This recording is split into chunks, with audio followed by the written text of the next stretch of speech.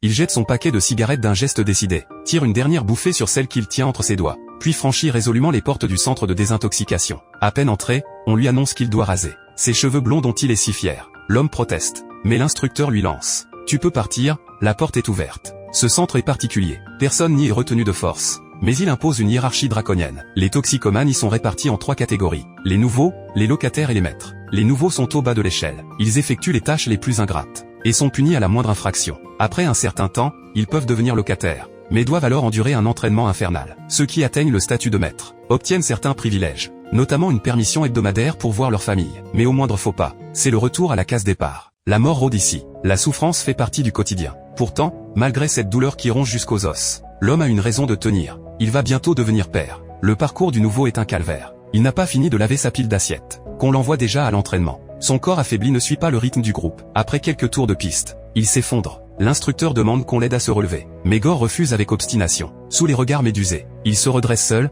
péniblement. La volonté donne des ailes. Les jours suivants, Gore progresse à une vitesse fulgurante. Même s'il pleure en secret, même si son corps entier est secoué de spasmes, il serre les dents et persévère. Chaque combat contre la douleur forge sa force pour s'envoler. Bientôt, Gore accède au rang de locataire. Sa démarche devient plus assurée. Pour le récompenser, l'instructeur lui trouve un emploi dans une piscine. Il travaille avec un tel sérieux que le directeur, impressionné, l'autorise à nager après ses heures. Mais chaque soir, au retour, c'est la fouille obligatoire. Un jour, il découvre une photo de sa petite amie. C'est une violation du règlement. Sans appel, il est rétrogradé au rang de nouveau. Il ravale sa frustration et se plie à la sanction. Mais cette fois, son regard brille d'une détermination d'acier.